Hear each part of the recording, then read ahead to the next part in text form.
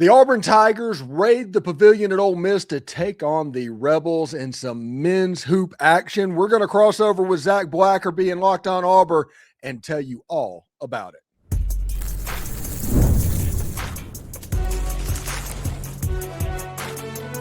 You are Locked On College Crossover, part of the Locked On Podcast Network. Your team every day.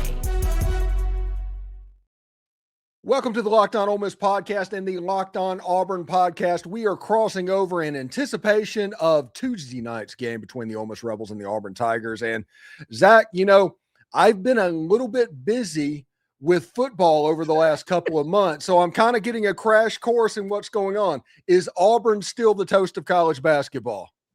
Sadly, conference play has not started out that way, but I still think we're trying to figure out exactly who Auburn is. And I think this is another great opportunity for Auburn to kind of prove that, they're not going to go down without fighting. Kind of a rocky start throughout conference play. They picked up a win against South Carolina, which is a game that they should have absolutely won, but two heartbreakers to start conference play, Stephen, where if two shots go differently, I think we're talking about this Auburn team totally different, but that's not what happened. And the close losses matter just like close wins do. And so curious to see what happens against an Ole Miss team that seems like they're still trying to figure out exactly who they are early in conference play as well. Yeah, they've won 3 straight SEC games, including 2 on the road, including beating the Georgia Bulldogs, which 5 years ago would have been a joke of a win, but right now is an actual pretty good win. Yeah. So we'll talk all about those and the storylines. I do want to let you know, remember, we're free and available on all the podcast apps and on YouTube. And a special hello to our insiders and everydayers that make the show what it is, and that is your team every day. Today's episode is brought to you by FanDuel. The college football playoff is here tonight, and FanDuel is the best place to get in on the action all playoff long. So visit FanDuel.com to get your college football playoff profit boost every game day. The storyline to me right now for Ole Miss is this might be the best coaching job that Chris Beard's done in his entire career, because the month of December for Ole Miss was horrible. It was awful. And it got to the point, it's like, oh, this team's about to throw up like a 4-14 in conference play or something like that. It was bad.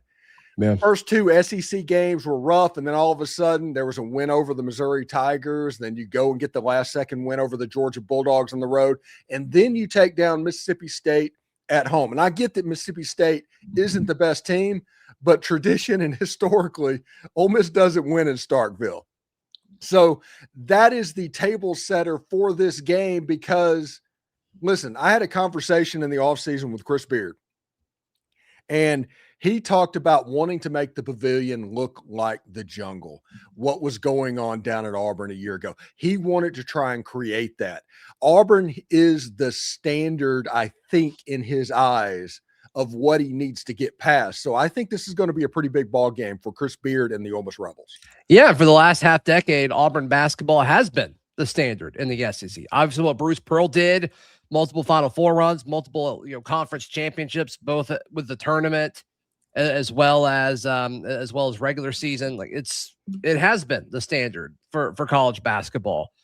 Now we're seeing what it looks like post Bruce Pearl. Obviously, Stephen Pearl taking the reins, and I think he has taken some heat from Auburn fans. And of course, like anything in sports, I think the opinions of Stephen are split, but he hasn't done a lot to help himself in the start of conference play. And you mentioned the game, Ole Miss's game against Georgia. Auburn opened up SEC play against Georgia, and they came back with a few seconds left, sent it to overtime, and then they lost a heartbreaker in that one. The following game in conference play, Texas A&M bodying Auburn physically throughout the entire game, but a late run. They didn't stop fighting. A late run. Keshawn Murphy hits what we think is the game winner. It's called good on the floor. And then in natural Auburn fashion, there's controversy around it. And of course it was waved off, and that became, national story for a few hours there. They whoop Arkansas. It's like, okay, that's when Arkansas was ranked number 15. You guys played Arkansas earlier in conference play. It's like, add them to the list of SEC teams where, like, I really don't know who they are at this point. I don't think they do either. Missouri, like, handled Auburn, and then Auburn took care of business against South Carolina. But so I still think Auburn, Ole Miss, Arkansas, I think we can put Georgia on there. Like, there's this long list of teams in the SEC where, okay, you're going to have your top few teams, but that second and third tier of teams in the SEC, those seeds are up for grabs right now. And it's games like the one that we're going to see tomorrow in Oxford at 8 p.m. Central Time that are going to decide what that pecking order is at the end of the season. This is an important game. It's a massive game, and Ole Miss has a core of European players that had to mesh and everything. And I'm going to blame that for the slow start for the Ole Miss Rebels. I think I'm going to go that direction. But Elias Cameron, he's a 6'4", 6'5" point guard. When he's on, he's as good as anybody in the SEC. When he's off, let's just say he's off. AJ Storr, they moved him to a sixth man position. And all of a sudden, he's averaging like 19, 20 points per game as a sixth man. And then you have Malik Dia, which you know as well as I do. You're very familiar. Whenever he's on, he's a terror, but he can be off just as easily. Those are the three players that Auburn fans need to be paying attention to in this game. What does Auburn fans, or what does Ole Miss fans need to know about Auburn? Yeah, you mentioned the European players. I think Auburn's in a similar situation. They've got one. His name's Filip Jovic. And we saw glimpses early. And then from the span of when the season started to now, it looks like a totally different player. I mean, you talk about gelling. I don't know if Auburn as a team has really gelled yet, but I do think like a lot of the little things that Jovic was battling, like his feet look super heavy defensively early on. Didn't look like he could handle the physicality around the rim. All of that has kind of gone away. And then like he was trending, got banged up, and now he kind of has his minutes returned to what they want them to be. And he had his best game of the season against South Carolina, which, you know, that they don't like to put a lot of bodies around the rim defensively. Like, was that a matchup thing? Was that Filip Jovic figuring it out? I think Tuesday, that's the thing I'm most interested in is Filip Jovic. And then obviously Keshawn Hall, one of the best scorers in the SEC, had back-to-back 30-point games. And then the last two games, he's kind of disappeared a little bit offensively, which is unlike him. Those are two of the guys that I would say, hey, Ole Miss fans, you need to watch out for them. So Filip Jovic and then Keshawn Hall. And then Tahad Pettiford's always an X factor. He's been so up and down this season. Auburn really needs Tahad Pettiford to figure it out and get back to what he was doing even at the end of last year, or even early this year when they went on that stint in Vegas. Those are the three Auburn Tigers to keep an eye out on. All right, so when we come back, we are going to talk with Zach, and we're going to pick the game and give our last-minute thoughts of what is going on this crossover edition of the Locked On Auburn and Locked On Ole Miss podcast. College football playoff is here, and FanDuel is giving all the customers more ways to get in on the action every single game day of the playoffs. Because right now, every college football game day, FanDuel users get a profit boost waiting for them in the app. So here's what I love about it. You can use the profit boost to bet on whatever you want. Maybe you want the favorite to take control of the game and you have a good feeling about that. You can go there. Maybe you're an underdog guy. You think they have a shot.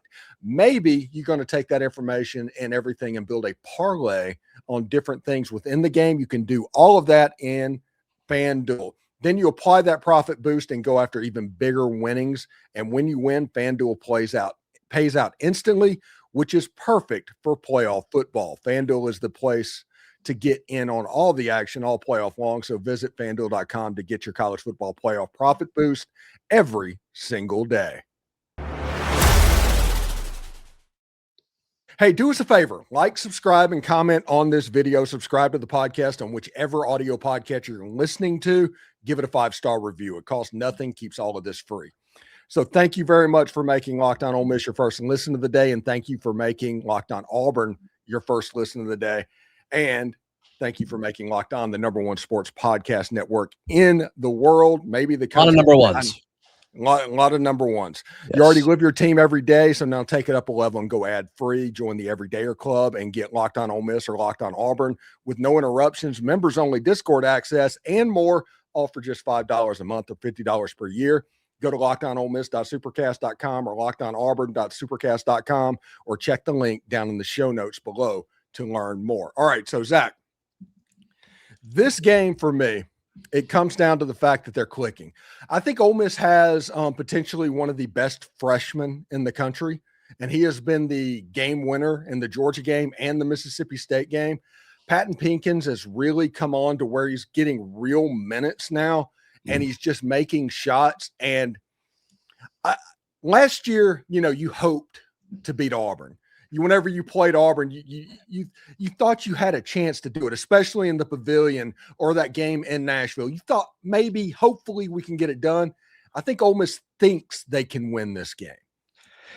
They should. They should. I mean, the way Ole Miss has played over the last few weeks, and the way Auburn's played over the last few weeks, if you compare those things, it would appear that Ole Miss is playing like a better basketball team than Auburn. It's interesting. I'm looking at, a lot of the projections have Auburn winning this game. And I'm going to be honest, Stephen, I'm a little surprised by that. I think it's going to be close. And if you told me Ole Miss won by 2 or won by 6 or Auburn won by 2 or won by 6, I'd believe you. I believe you. This game is going to depend on a lot of factors as far as who shows up for either team. Yes, Ole Miss is clicking. Does something happen? Is there a bump in the road? Like, does the streak end? Or also does, Auburn, one of Auburn's main scorers, do they get back out of this cold streak that they've been on? I think you can make the argument for anything. One thing that I'm looking at outside of just the players that we talked about a few minutes ago is, how does Stephen Pearl get these guys ready? The pressure here is on Stephen Pearl. I don't think it's on Beard. I don't think it's on any of these players. I think the most pressure is on Stephen Pearl. I don't think he's on the hot seat or anything like that, but I do think he feels it. I do think he, sees and hears all the things that are being said about him. It's like, oh, you only got the job because so-and-so or whatever. This is a prime opportunity, and he's done a good job facing against like the elite coaches, ironically. And I'm curious to see how he handles his matchup with Chris Beard. I'm curious to see what that rotation looks like. I'm curious to see how they handle the guard situation with, backup point guard and really sought after high school recruit, true freshman Caden Magwood. He's been limited. Sounds like that's been a discipline thing, the way Stephen talks about it. Just everything that goes back to all of the decisions that Stephen Pearl makes, whether preparing for a basketball game or actually on the sidelines. I think that's what it's going to come down to, Stephen. Yeah. Yes. For Ole Miss, it's going to come down to shot making. They shot 10% from 3 at Mississippi State. They still won the game, but they didn't shoot well from Auburn the outside. Auburn shot 12% on Saturday against South Carolina from 3. Yes. Yeah, so I think it's going to come down to shot making and rebounding for Ole Miss. Rebounding is always an issue with Ole Miss basketball. But if they can handle the Auburn bigs and at least make the rebounding edge close to where it's like 5 one way or another, I think they have a good shot. And then the shooters can go to work. They are doing a good job of getting open shots. It's just a matter of hitting them, honestly. Yeah. How big of a home court advantage is Oxford Tuesday at 8:00 at night? Would you say how much of a factor is that in this matchup? Well, the point about it is we don't know. I know the coaches want that place to be completely juiced and look like the Auburn game a year ago there. Yeah. But the students come back to school, I think, on Tuesday. Auburn is going to be the beneficiary of playing in front of the Ole Miss student body the first time this spring semester, because I think that's the first day of classes. Okay. So whenever it gets going, it can be a home court advantage. The question for me is, Auburn traditionally over the last 5 years has really traveled well for basketball. Are they still doing that? Yeah, it seems so. These 8 p.m. tips, we got to get rid of these. There's no reason to have an 8 o'clock tip on a Tuesday or Wednesday. There's zero reason for it. It makes no sense. Who benefits from this? The SEC network benefits for this. The way streaming is done now, they would benefit way more if they just put them all on a normal time and you just click the game. Nobody's watching the linear broadcast because it's the SEC network anymore. They're just not. Yeah. They're just not.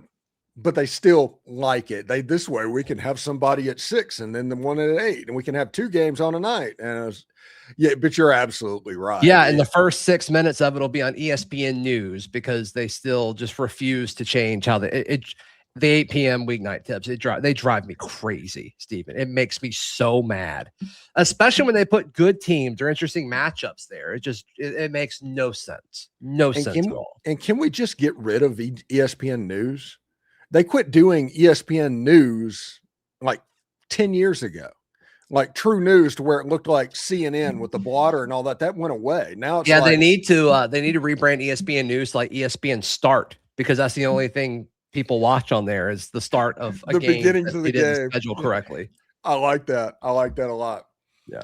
All right. So what do you have planned for the game? We'll do picks. Yeah.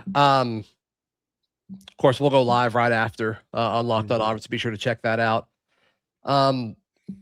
As far as the game, I'm gonna go like, I think it's close, and I'll pick Auburn just cause. I'll go 78-74 Tigers on Tuesday night.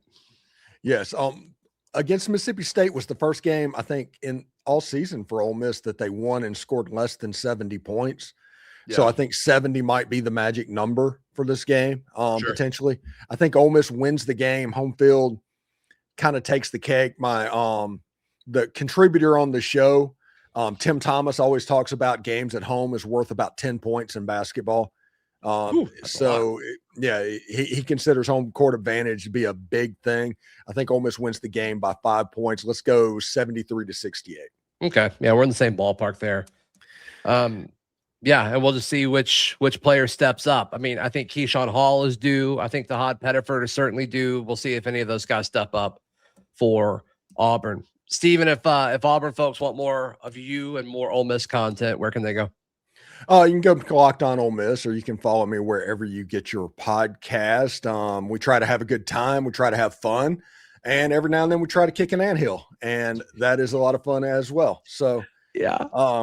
As Auburn fans are probably quite familiar that might know my site. So, yeah. And of course, for all the Ole Miss folks, if you want more Auburn coverage for whatever reason, wherever you find Locked On Ole Miss, you can find Locked On Auburn. All right. And real quick, because I forgot to do this in the last break, let's talk about TurboTax. Yes. Tax season doesn't have to take over your life. This year, TurboTax is making it easier than ever to hand things off and move on about your day. With TurboTax full service, you can have your taxes done for you by a trusted expert start to finish without the stress of guesswork. Instead of spending hours trying to figure out forms, you can meet with a local expert from TurboTax in person and connect online. They handle everything from W-2s to self-employment forms and work to get you every single deduction. So it's a huge time saver and gives a real peace of mind knowing an expert is handling it. For a limited time, you can have your taxes done by this local TurboTax expert for just $150 all in. And if a TurboTax expert didn't file your last year return, just file by February 28, take taxes off your plate and get back to your life. Visit TurboTax.com/local to book your appointment today. All right, Zach. Real quick, we said our goodbyes and everything. What is the one weird thing that you expect to happen in this ball game? That just random weird prediction. Random weird prediction. I think this will be basketball as a whole is a game of runs, but about to sneeze. Excuse me. I'll say that one team has a really good first half, and then one team's going to have a really good second half, and whoever has the good half in the second half will win the basketball game. My prediction is that at least one of the head coaches will get a technical foul in the game tonight. That is my. If that happens, it's Beard. I don't think it would be Pearl. Oh, well, I'm not arguing that point, but I do think that he's going to be pretty juiced up for what's going on. Anyway, and I tell you, that's been one of the criticisms from Auburn people about Steven is, his father notoriously was screaming the entire game, whether it's at players, whether it's at, the refs, whatever it might be. Super animated, going a million miles an hour the entire time. Steven stands there with his arms crossed. And there's times where his team looks lost and he's at a timeout and he's just like looking at them. And we're like, coach them. They're looking to you to coach them. So I almost would like it if Steven would get a technical. I'm not going to lie to you. I think most people wouldn't have an issue with it. All right. Thanks for tuning in today to Locked On Ole Miss and Locked On Auburn. We're going to continue to talk about this game and the transfer portal and all that stuff. You can come to our channels and figure out what's going on. Make sure you subscribe and follow the shows so you will get all the latest episodes. We're on all the social channels, so check that out as well. And if you never miss an episode, the Everydayer Club is built for you. Get Locked On Ole Miss or Locked On Auburn ad-free, plus members-only Discord access and more. Head to lockedonolemiss.supercast.com or lockedonauburn.supercast.com to join the club. For those of you on video, we're going to send you on over to the first ever national Locked On Podcast Network YouTube channel and audio. Make sure you get a second listen. Locked On College Football, Locked On SEC. If you're an Ole Miss fan, Locked On Auburn. If you're an Auburn fan, Locked On Ole Miss. Go there and check out what's going on. I hope that everybody enjoys their experience of a game and has a good time, but we'll see you tomorrow.